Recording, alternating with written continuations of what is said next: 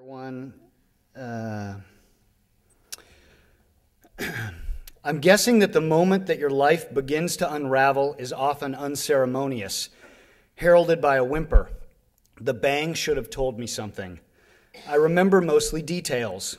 The extra foam sliding down the side of the mocha, a couple arguing over whether to put the mighty OJ juicer on their bridal registry, the Rottweiler tied outside the cafe, standing on hind legs, paws pressed urgently against the window.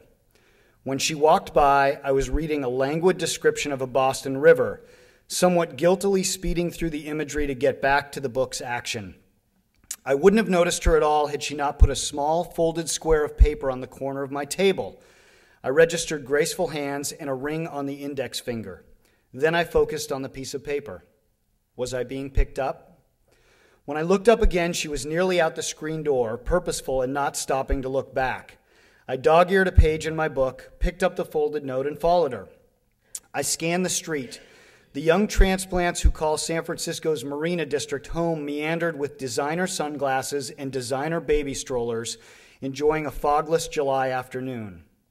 Through the crowd, I could see she was halfway into a red Saab parked in front of the pita parlor. Something kept me from calling out. I figured I'd wave her down, but she was in the car and pulling away before I could get close enough to yell without making a scene. I looked at the textured beige stationery in my palm. I unfolded the corners and saw words like a bullhorn. Get out of the cafe, now! The cafe exploded. Smoke, car alarms, glass ashes, a cloud of dust, a sound inside my head like a hangover delivered via freight train. I don't think I ever lost consciousness. The blast took me 3 feet through the air, dropped me on the pavement, but seemed to leave me intact. I've seen footage of war zones where the world seems to be coming undone. This was nothing like that, just a single moment of extraordinary violence followed by a haze, like a bloody version of the time my father slammed a stainless steel pot on the kitchen floor to get my brother's attention.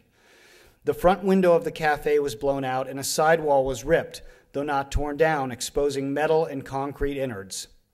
These days, you imagine the first thought at such a moment would be of terrorism. My first thought was of Annie.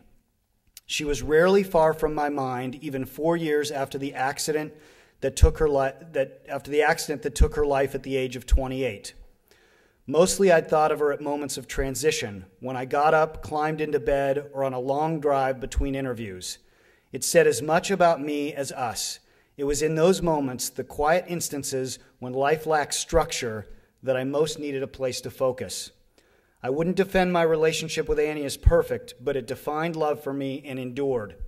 She was always chewing strong breath mints, causing our kisses to taste spicy, and I got sad when I smelled cinnamon. Sometimes at night, I told an imaginary Annie stories aloud and tried to guess at which point she would have sleepily asked me to wrap it up. But it was more than longing that made me think of her as a thin layer of dust settled over me. It was the note I'd been handed. I'd know Annie's handwriting anywhere. Thank you.